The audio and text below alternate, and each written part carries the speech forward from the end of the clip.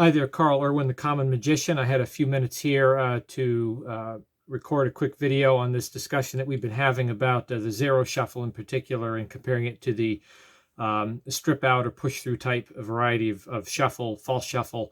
And I just wanted to respond to an idea that was brought up about going back to original sources when you're learning something, and making sure that you know the original method in detail before proceeding on and creating variety.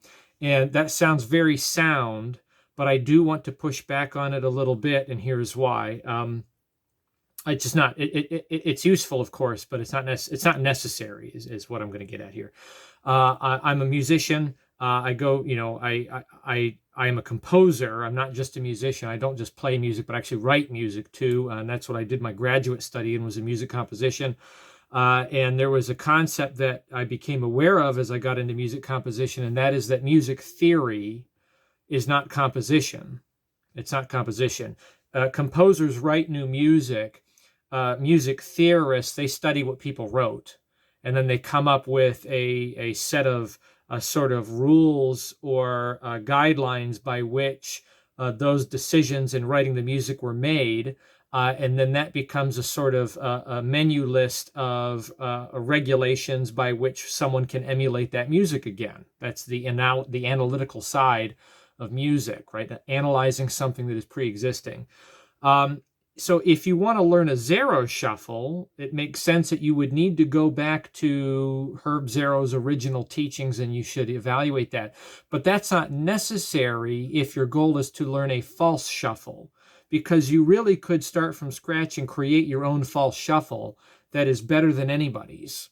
And simply because the fact is that when you're false shuffling a deck of cards, you only have limited options in terms of the general mechanics, right? A shuffle is the appearance of taking half of the deck and putting it into the other half of the deck, right? So you have this option.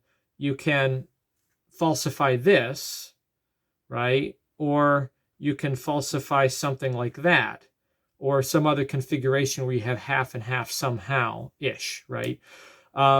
That's what you're trying to falsify. And because of that, you're either going to be either replacing this here, right? Or replacing this back here, or some other similar kind of variation where you have fairly equal groups and they're going back. That's very limited in terms of the mechanics. So as you're fabricating something and creating something new, you're ultimately going to make something that is very similar to something pre-existing no matter what.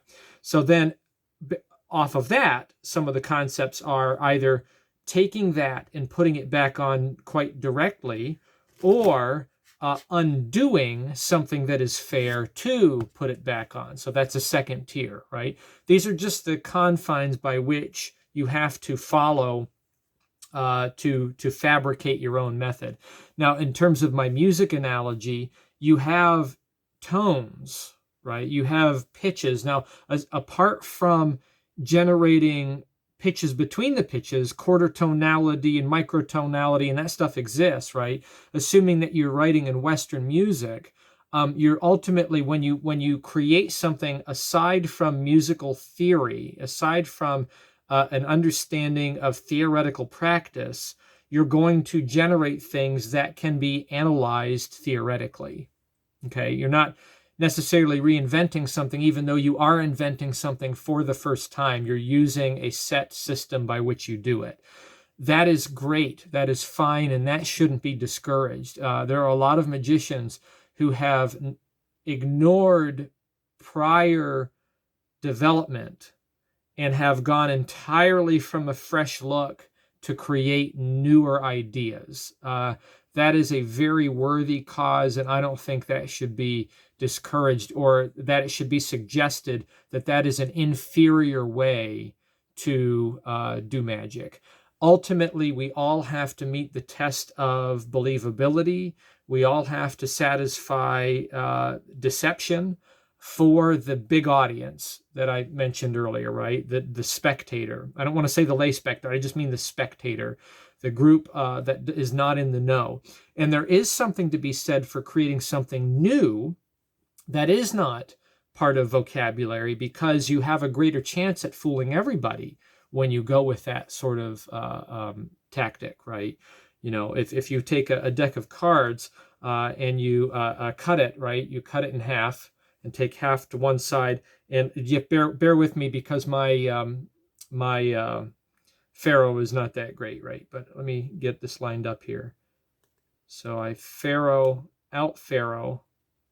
There we go. All right. It's not perfect. It's not perfect, but it's pretty close, right? You out Pharaoh and do a false shuffle, and all I did was a bluff pass. You know, completely unorthodox, and of course it wouldn't necessarily fly in most circumstances, but you know, you can be extremely unorthodox, and you can try to come up with a very new and unusual way to do something starting from scratch. And it may look something like something that's been done before. It may look something, it might be something very different that's less likely. But that's a worthy enterprise. So, you know, if you want to write music like Beethoven, you need to study Beethoven. You need to study functional harmony. You need to learn it such that you understand the theoretical practices for that type of music in that era and that time period. If you, on the other hand, just want to write music, you don't need to study Beethoven. You don't need to know anything about Beethoven. You don't even need to know his name. You don't need to know Mozart. You don't need to know Beethoven. You don't need to know Haydn. You don't even need to know anything beyond that you have 12 notes available to you, and then you can write some music. And a lot of composers have done just that sort of thing. That's composition. That is creation. That is the creative endeavor. You can take this angle with almost any kind of avocation, right? The United States of America, we love our guns. I like to shoot guns. It's just a side thing that I like to do. It's a hobby I have. And I can tell you that you could take an NRA course and learn how to follow their sorts of regulations on shooting firearms, like you would take a driving course to drive a car or something. Or you can just go shoot a lot, you know, and either course is perfectly adequate. It really is. Now, is there a benefit in terms of learning vocabulary to studying music theory? Absolutely. Is there a benefit to taking that NRA course and learning based on what other people have already experimented with before you? Yeah, there's a big benefit to that for sure. But you can still get to a very proficient end by just doing the thing a lot and finding out how it needs to be done. So I just want to say that I don't think we can say that learning a false shuffle that ends up looking kind of like a Zarrow shuffle, because there's really only a few ways you can do it.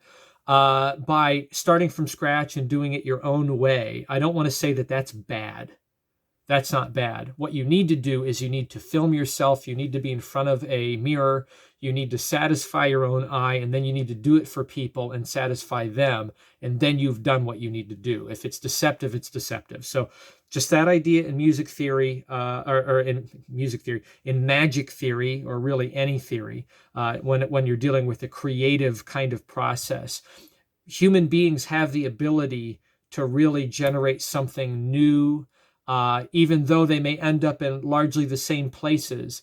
That is a very good endeavor to start from scratch and find your own way to do it. So just wanted to say that. Happy magicking.